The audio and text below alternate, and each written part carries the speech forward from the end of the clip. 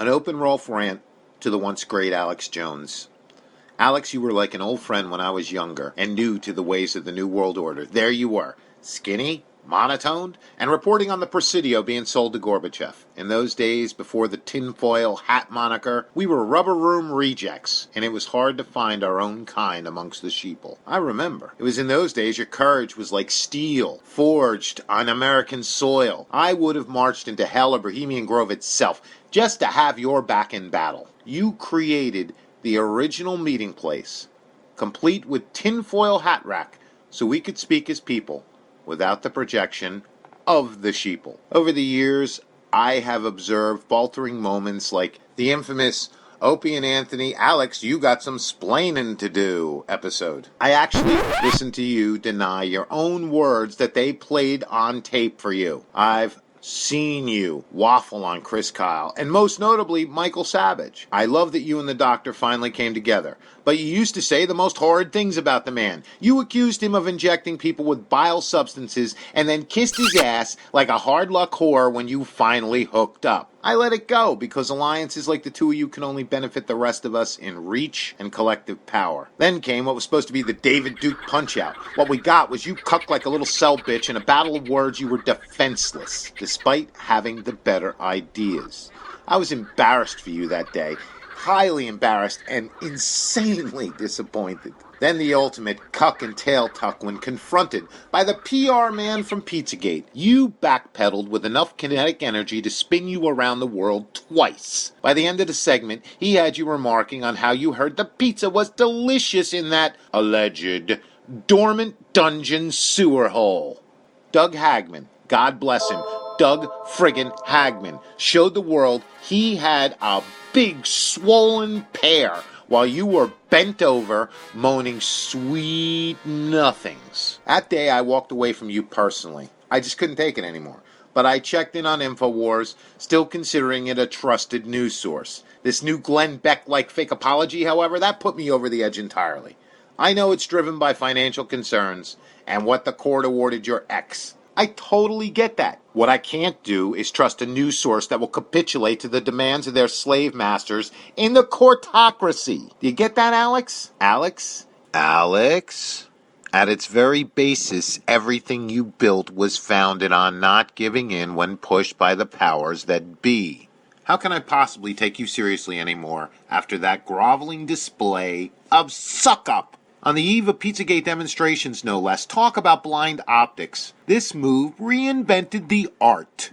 You're like an evangelical preacher afraid to say the name of Jesus Christ because the truth of his word offends the money changers. That ain't gospel, brother. No wisdom is gained from gatekeepers. If you're willing to bow down for them, is it inconceivable you would also deceive on their behalf? How would I know? Once the line of demarcation on truth is moved, where does it reset in the blurred field? I think originally you became the father of clickbait headlines because in those days people were timid to click unless something really dug into their curiosity. The web was a mystical thing. I get it. Back then it was aggressive headlining. But now you've dragged and dropped it into an unscrupulous practice which breeds cynicism against alt media. The average comparison between content and headline on your channel lately has been further than the distance between the Earth and the Moon. Alex, what are you going to do about InfoWars, Prison Planet, all the rest? The best thing you can do is step down and give full creative control to Paul Joseph Watson. It's his career you're threatening to destroy now by muzzling reporting your advertisers find offensive. Alex, you joined the establishment. You're CNN now. You're ABC. You're all the rest of them, Alex, because you did something to please your sponsors over reporting for your audience. I've watched Paul Joseph Watson grow up as a journalist. When I first started hearing him, he was a teenager. Because you gave him a chance, he ran with it and made it rain. He built you, you built him. Neither one of you would have gotten anywhere without the other. Alex, there are parts of your legacy you can keep and let flourish. Or you can tear all those parts of your legacy down with your own selfishness. Paul Joseph Watson being the pivotal part. Alex, you really are like the addled old father of popular alt media. And I will say, there's a lot of good things. You were instrumental in getting Mr. Trump into the White House, no doubt about it. You were a big part of opening my eyes to a world I would have never thought existed in the world I was living in. And I thank you for that. That was a gift. But now it's time for you to step aside and let younger, more honest people without baggage that's going to drag them and their reporting down take over.